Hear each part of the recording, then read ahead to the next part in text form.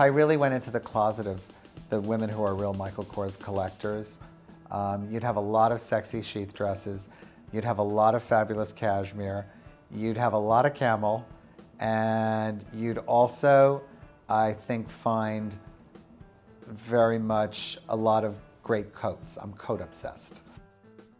Oh God, yes.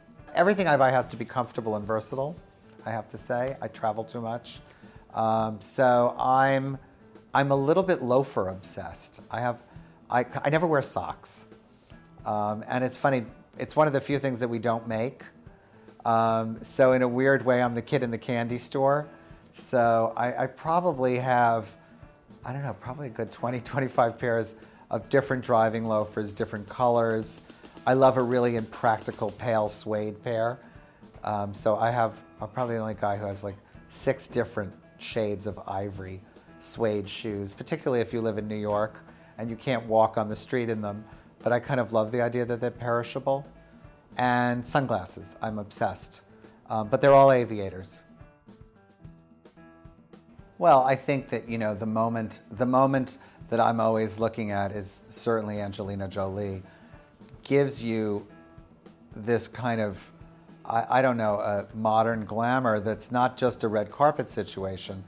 You know, she's glamorous going to the grocery store. She's kind of our modern Elizabeth Taylor because she's glamorous, but there's content.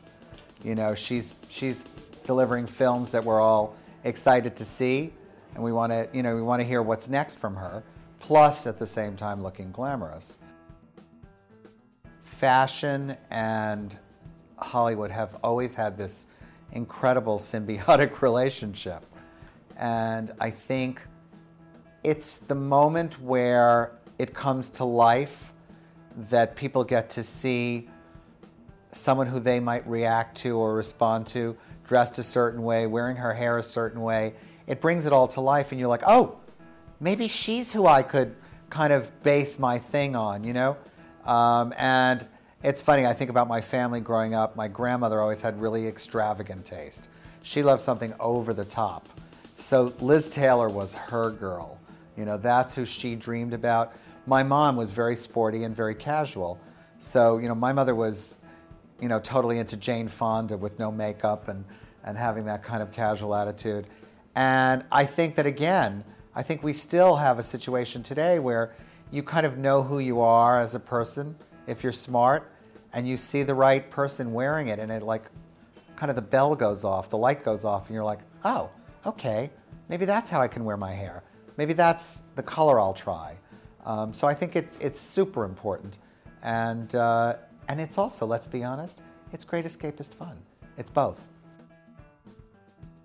Probably the craziest thing that I ever wore, I think I was about 18, and leg warmers were starting to rear their ugly head.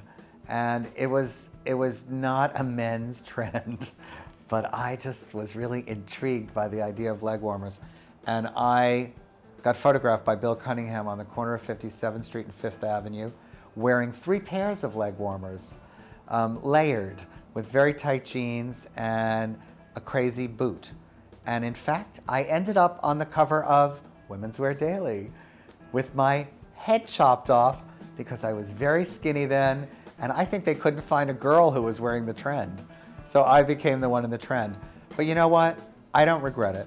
I think that I experimented a lot and was actually pretty trendy when I was young. And I think that you should.